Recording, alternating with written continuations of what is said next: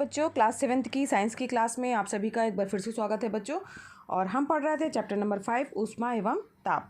बच्चों, इस चैप्टर में हम लोगों ने बहुत सारी चीज़ें पढ़ ली हैं इसके पहले की वीडियो क्लासेस में।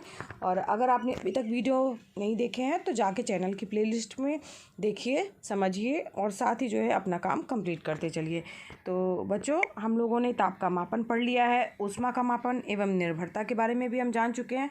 ऊष्मा स्थानांतरण की कौन कौन सी विधियाँ हैं, उनकी विधियों के बारे में भी हम पुरानी वीडियो क्लासेस में पढ़ चुके हैं। साथ ही बच्चों, ऊष्मा चालन के आधार पर पदार्थों का वर्गीकरण जो है वो किस तरीके से किया गया है वो भी हम पढ़ चुके हैं। और ऊष्मा के सापेक्ष अवस्था परिवर्तन, द्रवणांक एवं क्वथनांक के बारे में भी हम जान चुके हैं जस्ट पहले की वीडियो क्लासेस में। आज हमें पढ़ना है बच्चों, दैनिक जीवन में ऊष्मा का क्या प्रभाव है। तो चलिए बिना किसी देरी के बढ़ते हैं आगे की ओर। अगर हम बात करें कि अगर हमने किसी भी पदार्थ को ऊष्मा दिया है तो उसमें कौन कौन से परिवर्तन होंगे। तो ऊष्मा देने से किसी पदार्थ के टेम्परेचर यानी ताप में वृद्धि हो सकती है बच्चों।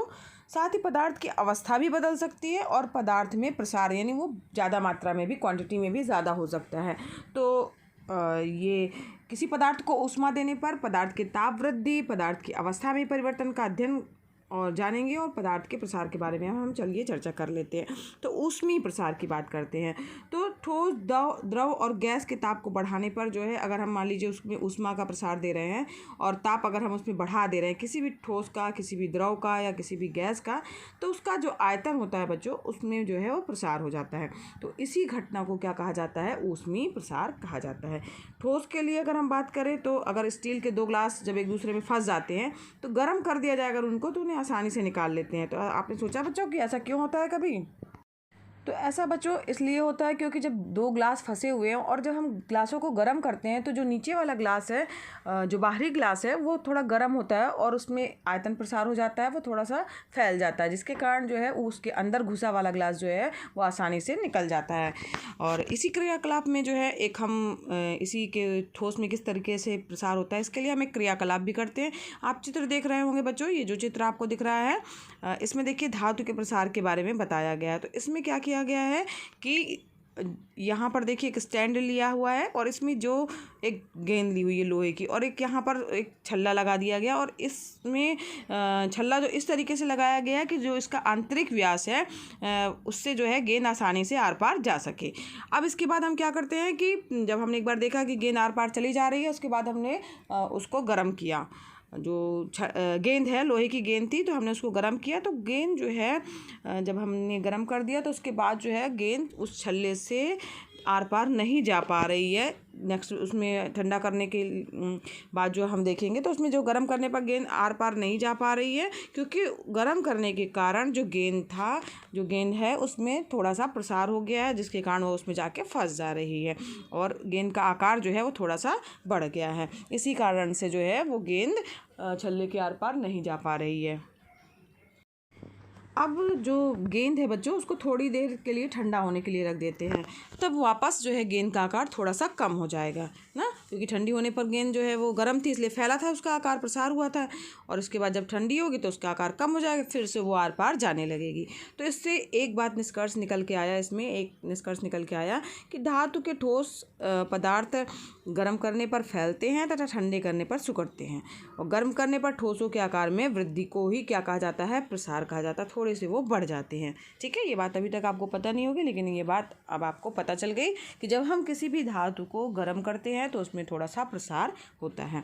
अब बात करते हैं बच्चों द्रवों की ठोस की बात तो हमने कर ली, समझ लिया कि उसमें थोड़ा सा प्रसार होता है। द्रवों में क्या होता है, गर्म करने पर द्रवों में भी बच्चों प्रसार होता है। इसके लिए जो है एक एक्सपेरिमेंट करते हैं। इसके लिए सबसे पहले क्या करते हैं हम बच्चों, एक परख नली ले लेते हैं और उसमें जो है वो रंगीन पानी जो है वो भर देते हैं। ठीक है, तो अब इसमें क्या करेंगे कि एक जो कार्क लगा देते हैं उसके ऊपर। ये देखिए यहाँ पर स्टैंड लगा हुआ है, उसमें परख नली लगी हुई है, उसमें मुँह पर जो है वो कार्क लगा हुआ है। ठीक है, तो यहाँ पर जो है कांच की जो कार्क जो है वो कांच की कम व्यास की एक नली पर लगा करके परख नली के मुँह पर हमने उसको फिट कर दिया है। ठीक है, अब कांच की नली में जो है रंगीन पानी कहाँ तक चढ़ा है उस ऊंचाई पर हमने उसको निशान लगा दिया। ठीक है, जो अंदर जो है ये कांच की नली है, ये ऊपर की तरफ, ये नीचे परख नली है। अब यहाँ पर पानी कहाँ तक जो है रंगीन पानी किस ऊंचाई तक चढ़ता है उस पर हमने निशान लगा दिया ए। ठीक है, अब क्या किया हमने, स्प्रिट लैंप की सहायता से, ये देखिए यहाँ पे एक लैंप रखा है, उसकी सहायता से हमने क्या किया है, जो लिक्विड है उसको हम गर्म कर रहे हैं, है ना। जो रंगीन पानी है उसका तल जो है, अब इसके बाद जब गर्म करेंगे तो क्या देखेंगे कि रंगीन पानी का जो है वो निशान जो कि पहले कहाँ था, ए पे था। ठीक है, रंगीन पानी का निशान जो पहले ए पर था वो थोड़ा सा गिर करके और सी तक आता है। ठीक, अब इसके बाद फिर परख नली को गर्म करते रहने पर कुछ देर बाद पानी के तल पर क्या प्रभाव पड़ा, तो आपको देख के समझ में आया होगा कि कांच की नली में पानी का तल जो है वो ऊपर की ओर चढ़ रहा है और जिस ऊंचाई तक चढ़ रहा है उसको क्या हमने निशान लगा दिया, बी तक। ठीक, पानी को गर्म कर किया तो पहले ऊष्मा जो है वो परख नली को मिलती है, जिसके कारण परख नली में प्रसार होता है।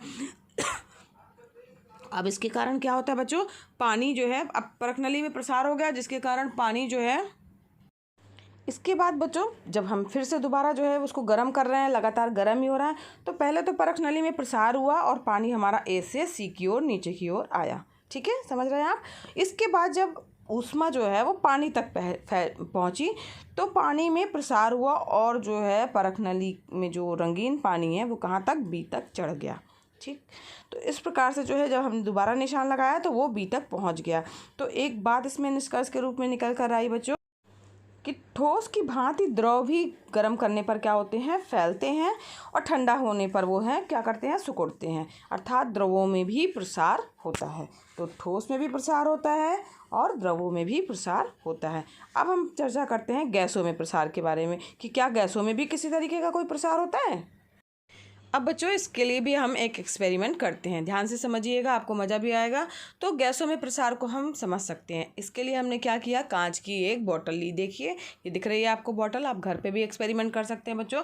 कांच की एक खाली बोतल लीजिए और आर पार दिखने वाली लीजिए, या तो कोई सी भी ले सकते हैं, लेकिन बॉटल साफ़ सुथरी और खाली होनी चाहिए। उसके ऊपर हमने उसके मुंह पे क्या लगा दिया, एक बैलून लगा दिया। ठीक है, अब बैलून को हमने लगा दिया और जो हमारी बॉटल है अब उसको जो है हमने क्या किया, एक बड़े बर्तन में रख दिया और बर्तन के अंदर जो है वो गर्म पानी भर दिया। ठीक है, दूसरा ये आपको देख के समझ में आ रहा है, वही बॉटल हमने उठा के क्या किया है, एक बड़े चौड़े से जो है मुँह वाले उसमें टब में रख दिया है जिसमें गर्म पानी भरा हुआ है। थोड़ी देर बाद बच्चों आप देखेंगे कि जो बॉटल के अंदर हवा भरी थी वो धीरे धीरे करके क्या हो रही है, गर्म हो रही है। और गर्म होने के कारण जो है वो आप जो गुब्बारा पिचका था वो धीरे धीरे करके थोड़ा सा वो फूला हुआ आपको नज़र आएगा गुब्बारे में, क्योंकि गर्म हवा जो है वो गर्म हवा जो है उसके अंदर वो गर्म होकर के फैल रही है और गुब्बारे में प्रवेश कर रही है, जिसके कारण गुब्बारा क्या हो रहा है, आपका फूल जा रहा है।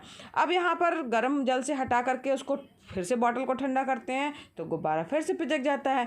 तो अब इससे क्या निष्कर्ष निकल के आया कि ठोस तथा द्रव की भांति गैसों में भी प्रसार होता है। गर्म करने पर गैसें भी फैलती हैं और ठंडा करने पर सिकुड़ती हैं। तो इस प्रकार से बच्चों हमने जाना कि ऊष्मा का प्रभाव जो है ठोसों के ऊपर किस तरीके से होता है, द्रवों के ऊपर किस तरीके से होता है और गैसों के ऊपर किस तरीके से होता है ना। तो उसमें प्रसार किस तरीके से इन तीनों में होता है।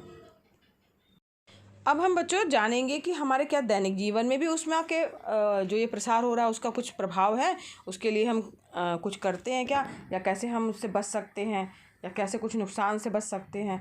तो बच्चों आप लोगों ने देखा होगा कि जो रेल की पटरियां हैं उनको जब जोड़ा जाता है तो उनके बीच में कुछ जगह जो है वो खाली छोड़ दी जाती है। ध्यान दीजिएगा बच्चों, रेल की जो पटरियां होती हैं उनके बीच में आपने देखा होगा, अगर नहीं देखा है तो कभी आप जाइएगा तो जब पटरियां दिखती हैं आपको तो आप देखिएगा उनके बीच में कुछ जगह छोड़ दी जाती है, ताकि जब गर्मी का मौसम आता है पटरियां हो जाती हैं गर्म और गर्म होकर के जो है वो फैलती हैं।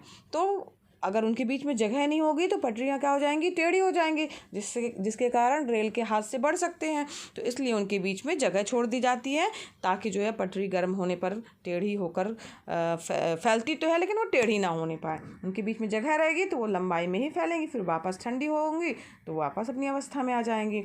ठीक है। इसी तरीके से बच्चों जब जो खंभे होते हैं उनके जो बिजली के तार वाले खंभे होते हैं उन जो खंभों के बीच तार जो होती है उसको बहुत टाइट नहीं बांधा जाता, उनको थोड़ा ढीला बांधा जाता है, ताकि जब ठंडी का मौसम आता है और तार अगर मान लीजिए सिकुड़ रहा है तो खंभे जो है वो टेढ़े ना हो जाएं। ठीक है, तो इसलिए उनके बीच में क्या है, जो तार बांधा जाता है उसको थोड़ा सा ढीला रखा जाता है।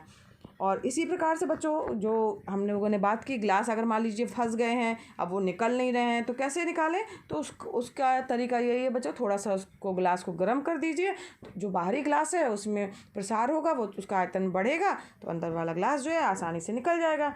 फिर ठंडा होने के बाद वापस फिर वो ग्लास अपनी अवस्था में आ जाता है। मामूली सा ही प्रसार होता है, बहुत ज़्यादा नहीं फैल जाता है, लेकिन होता है, जिसके कारण जो है वो अंदर वाली चीज़ जो है वो बाहर निकल आएगी, अंदर का जो ग्लास है वो फंसा है वो बाहर निकल आएगा। तो इस प्रकार से बच्चों आज हम लोगों ने ऊष्मा एवं ताप ये चैप्टर कंप्लीट कर लिया है। और आज की वीडियो क्लासेस में बच्चों बस इतना ही। इसके अभ्यास प्रश्नों को हम नेक्स्ट वीडियो क्लास में हल करेंगे। अगर बच्चों पढ़ाना पसंद आ रहा है तो वीडियो को लाइक कीजिएगा, चैनल पर नए हैं बच्चों तो चैनल को सब्सक्राइब कीजिए। और बच्चों ये वीडियो क्लासेस एकदम फ्री हैं, तो आप भी लाभ लीजिए, अपने फ्रेंड्स को भी शेयर कीजिए ताकि वो भी इसका लाभ ले सके। धन्यवाद बच्चों, मिलते हैं नेक्स्ट वीडियो क्लास में।